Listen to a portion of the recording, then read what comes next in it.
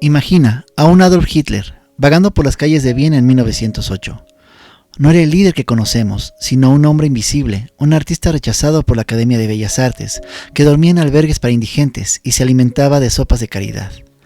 Pero en ese estado de miseria total, su mente no estaba en el hambre, sino en los folletos que compraba con los últimos centavos en los kioscos más oscuros de la ciudad. Panfletos que hablaban de una raza de semidioses, los arios, que supuestamente poseían centros de energía eléctrica en el cuerpo que les permitían mover objetos con la mente y ver el futuro. Para Hitler, esto no era mitología, era una revelación. Empezó a creer que su fracaso como artista era una prueba de las fuerzas del destino para prepararlo para algo mayor. Empezó a tener visiones de ejércitos marchando bajo un cielo de sangre, escuchando voces que le decían que él era el recipiente de una energía antigua vital llamada Abril. Hoy, en Hablemos de, vamos a destapar los archivos ocultos de un régimen que no solo fabricó tanques de acero, sino que intentó hackear la realidad misma mediante rituales, expediciones al fin del mundo y tecnología que hoy consideraríamos extraterrestre. Prepárate, porque vamos a descender al corazón negro de una obsesión que casi cambia el rumbo de la humanidad para siempre. Bienvenidos. Durante la Primera Guerra Mundial, Hitler no era un estratega, era un mensajero, pero sus compañeros notaban algo extraño en él. Sobrevivía a situaciones imposibles. El caso más famoso ocurrió en el frente francés. Hitler estaba cenando en una zanja con otros soldados cuando, de repente, una voz gutural en su cabeza le ordenó que se levantara y se fuera de allí inmediatamente. Él obedeció como si estuviera en trance. Segundos después, un proyectil cayó exactamente donde estaba sentado, despedazando a todos sus compañeros. Este evento no fue suerte para él, fue el contrato firmado con lo invisible. Y es que, a partir de entonces, una extraña sombra parecía custodiarlo. Cada vez que alguien intentó asesinarlo, algo inexplicable ocurría. Maletines con bombas que se movían de un lugar en el último segundo. Cambios de planes repentinos o fallos técnicos imposibles en las armas de sus ejecutores. Era como si el destino, o algo más oscuro, se negara a dejarlo morir antes de cumplir su propósito. Al regresar a Múnich en 1919, Hitler ya no era un hombre común, era un fanático convencido de su propia divinidad. Se unió a la Sociedad Thule, un grupo de élite donde se practicaban rituales de sangre y sesiones de espiritismo para contactar con los maestros desconocidos. Allí conoció a su guía espiritual, Eckhart, un ocultista consumado, quien vio en Hitler al gran avatar que Alemania necesitaba. Lo entrenó en técnicas de hipnosis, lo llevó a sesiones donde invocaban a guerreros teutones muertos y le enseñó a proyectar su voz para que vibrara en una frecuencia que anulaba el pensamiento crítico de quienes lo escuchaban. Eckhart murió diciendo: «No me llores, yo he iniciado a Hitler en la doctrina secreta». Mientras el partido nazi crecía en las calles, un grupo de mujeres extremadamente enigmáticas operaba en las sombras, la Sociedad Brill. Su líder era Maria Orsic, una médium de belleza impactante que afirmaba que su cabello largo servía de antena para recibir transmisiones de una civilización avanzada en el sistema estelar de Aldebarán, a 65 años luz de la Tierra. Lo que parece una locura de ciencia ficción fue tomado como un proyecto de seguridad nacional por el Reich. Maria Orsic entregó a los ingenieros nazis, incluidos especialistas, cientos de páginas con planos técnicos escritos en una lengua sumeria antigua.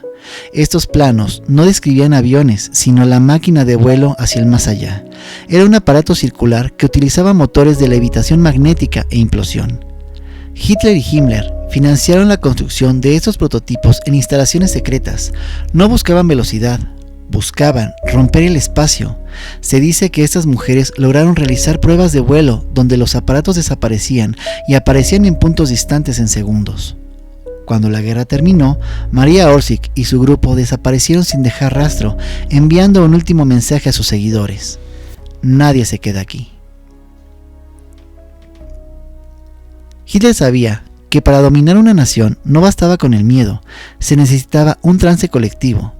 Él mismo diseñó la bandera nazi, pero basándose en principios de la magia de símbolos. La esvástica no era un logo, era un sigilo, un dibujo cargado de intención mágica. Al girarla 45 grados y ponerla en negro sobre un círculo blanco, creó un vórtice visual que simboliza el sol negro, una fuente de energía destructiva que los ocultistas nazis creían que residía en el centro de la Tierra.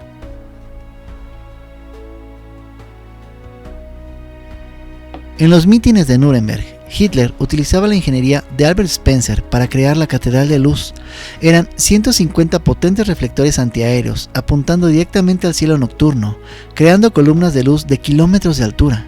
En medio de ese escenario, con miles de antorchas y tambores rítmicos que imitaban un latido cardíaco acelerado, Hitler aparecía. La multitud, hipnotizada por la recepción de consignas y el impacto del símbolo, entraba en un estado de histeria donde la voluntad individual moría. Hitler no daba discursos, realizaba rituales de invocación masiva donde la energía de millones de personas era canalizada hacia su figura, convirtiéndolo en un ídolo viviente ante el cual nadie podía razonar. Para Hitler, el mundo físico estaba subordinado al poder de los objetos cargados. Su obsesión principal era la lanza de Longinos, o la lanza del destino, una reliquia que, supuestamente, perforó el costado de Jesús en la cruz. Según la leyenda, quien posea la lanza dominará el destino del mundo, pero quien la pierda encontrará la muerte. En 1938, tras la anexión de Austria, Hitler personalmente fue a la Cámara del Tesoro del Palacio de Gobierno para reclamarla. La mandó trasladar en un tren blindado custodiado por la SS como si fuera una ojiva nuclear. Simultáneamente, Himmler creó una organización con miles de empleados dedicada exclusivamente a buscar reliquias. Mandaron equipos a España, convencidos de que el Santo Grial estaba escondido en sus cuevas. Buscaron en el sur de Francia los secretos de los cátaros y excavaron en catedrales alemanas buscando los restos de reyes antiguos para realizar rituales de necromancia. Hitler creía que al reunir todos estos objetos crearía un escudo de protección divina sobre el Reich que ninguna bomba aliada podía traspasar.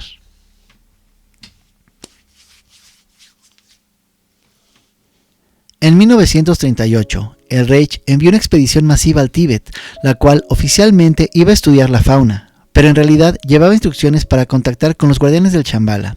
Los nazis creían en la teoría del hielo eterno y en que la tierra era hueca. Con entradas en polos y en las montañas más altas, buscaban que los monjes tibetanos les entregaran las llaves de energías antiguas para poder manipular el clima y crear supersoldados psíquicos.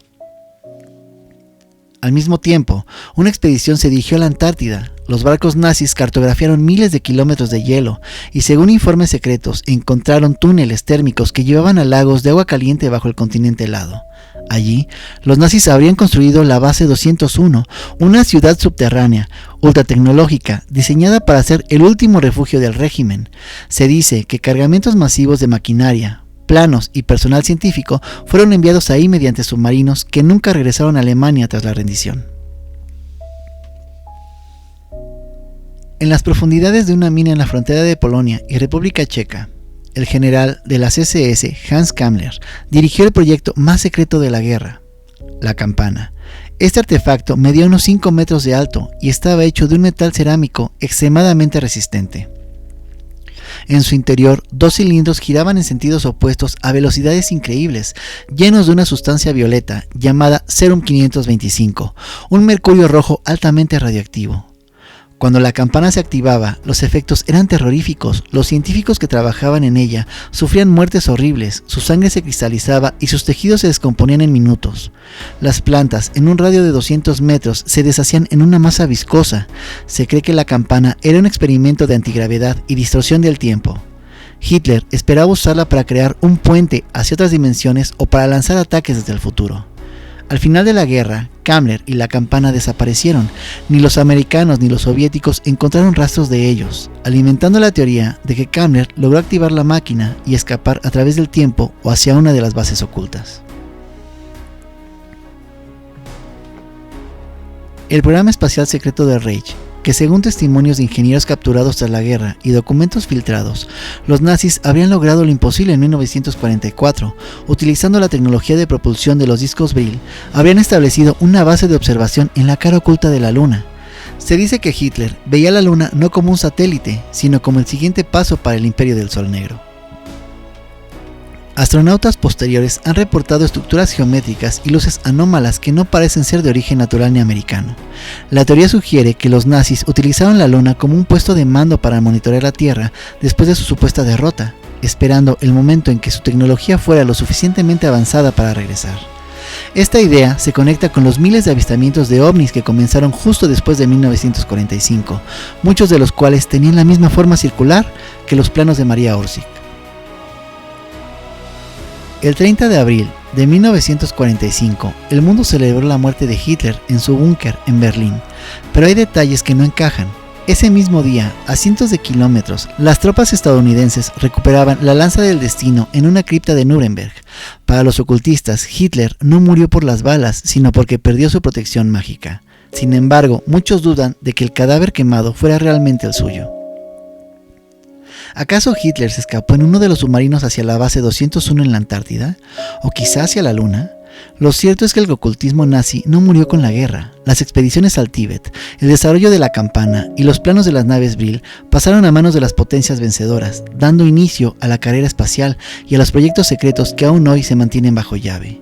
Hitler casi ganó la guerra no solo con tanques, sino con una fe ciega en lo prohibido, demostrando que el poder del mito y la oscuridad pueden ser más reales que el acero. Muchas gracias por quedarte hasta el final. Buenos días, tardes o noches, dependiendo de la hora en que veas este video. Esto fue Hablemos de. Nos vemos en el próximo susurro.